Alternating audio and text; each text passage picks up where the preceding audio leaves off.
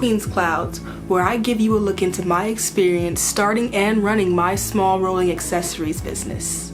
Queen's Clouds started as a pandemic stimulus check idea that I wanted to pursue to keep me from dying of sheer boredom.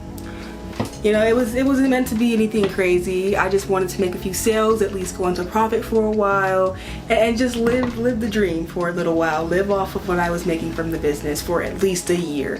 That's it. That's all I wanted. I remember being on the phone with my boyfriend and thinking, I should definitely start a custom rolling trades business. I had never considered it, never thought about it, didn't even know it was a thing. It popped into my head like it was meant to be, like it was the perfect thing that I could try. Did I mention I'm a really big pothead? Did I mention that I really do love weed? So that means I was going to be combining two things that I really loved, like arts and crafts kinda, plus some weed. Queen's Clouds, that's how it looked, that's how it seemed to me, and I was really excited for it.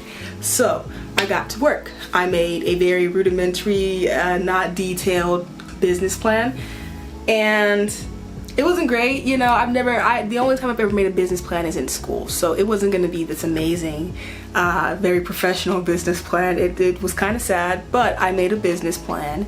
I figured out what I needed to get, watched a whole bunch of videos, did a whole bunch of research, watched every single YouTube video I possibly could have watched, was stalking all the Reddits, and I got an idea of what I was gonna need to make this happen. I bought an iPad Pro so that I was able to manage my business from something, because I had a laptop, but it was really slow, and I wanted something I could really run around with. So I got an iPad Pro, and I also used the iPad Pro to make all of my designs. I also got a cutting machine to cut all my designs out. I also got resin and a lot of supplies for making the trays. At this point, I had everything that I needed to get started.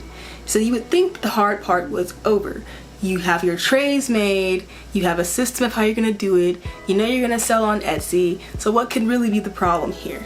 And this is the part that has been kicking my ass for the last 4 years. Marketing. I decided that I would start off selling my products and getting them known on Instagram. I've never liked social media. I've never been interested in posting consistently. I don't know why people love it so much. It's always confused me.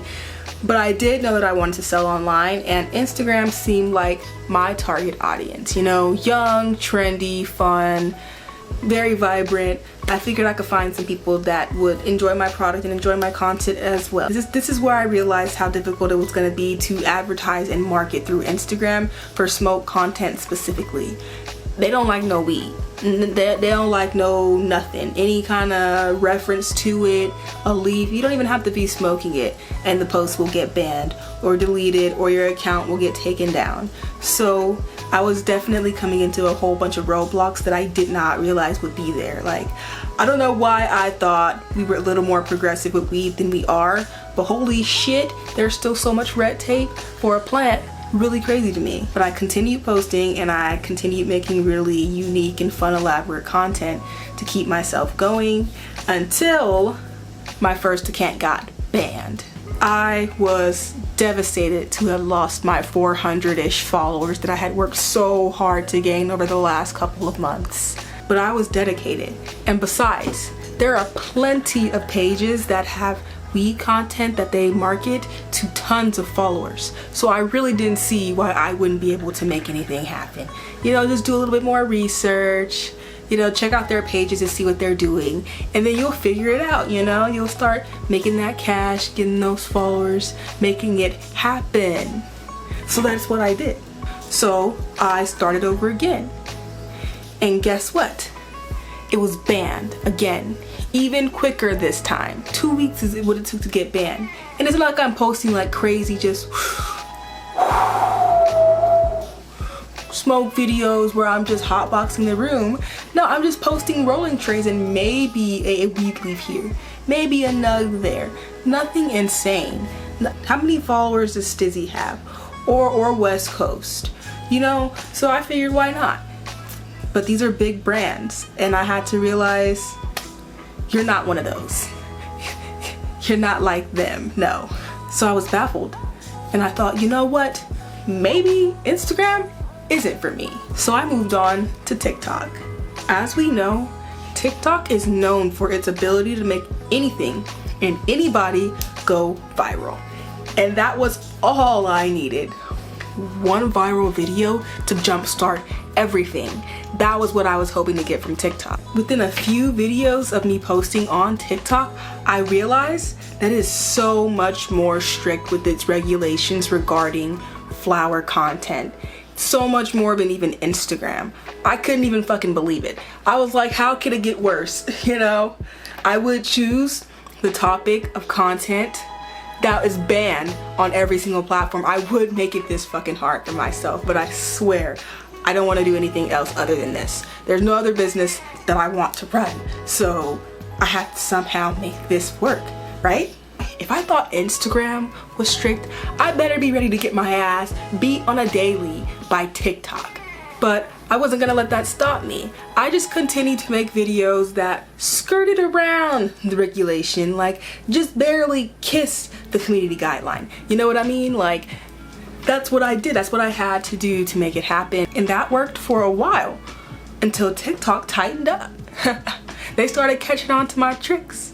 They started sneaking onto my profile. They started flagging things. After getting 3 TikTok accounts banned, I gave up. I turned my ass back around and I headed back to Instagram, crawling with my head down and my tail between my legs. But you know what? I was still determined to make this work. Somehow, some way, there are people who sell these trays, and I'm gonna be one of them. I don't care what I gotta do. So I went back to Instagram, just to find out that Instagram, sneaky as hell. Instagram is sneaky as hell when it comes to flower content. You wanna know some crazy shit? You can post the content, they'll let you post it, but it won't go anywhere. And they're gonna tell you on your profile that this content will not get pushed towards anyone except for your followers. And your account will not get pushed towards anyone except your followers until the content is taken down. So all of my hard work creating content that skirted around the rules meant nothing, because the algorithm had tightened up. Tightened all the way up. The tightest booty hole ever. Like, imagine that. So what was I gonna do? My motivation was killed.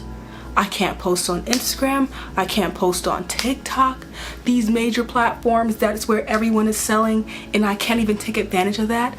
Again, why would I choose the hardest type of content to go into for posting online and marketing on social media?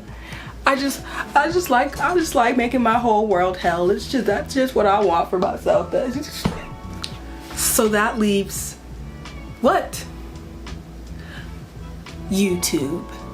So I'm not gonna hold you. I really didn't want to do YouTube. I really didn't. I thought it was oversaturated, overrated in general. Everybody wants to be a YouTuber in my generation. Oh, you know what? Let's just be a YouTuber. It'll be easy. I don't think it's gonna be easy. And it's crazy because this was the platform that I used the most for entertainment, for my scrolling addiction. I love YouTube more than Instagram, more than fucking TikTok. It's just so much easier to digest and deal with than the shit that pops up on my feeds on fucking TikTok and Instagram. So of course, why wouldn't I want to do YouTube? I've been kicked off of TikTok plenty of times. I've been thrown off of Instagram. They fucking shadow banned my ass multiple times. So it was kind of just time for me to try something new. YouTube it is. And I'm not gonna hold you, and I didn't have much hope in it. I figured, you know, this is how all of the media platforms are, and this is just how they are, and it's just gonna be a struggle. You know, I don't know, should I really keep putting my all into this knowing that it's actively fighting against me on all of the algorithms? So that was something that I really considered and kind of damaged my motivation just a bit. It turns out people on YouTube actually like seeing really aesthetic and vibrant videos of me making rolling trays for them.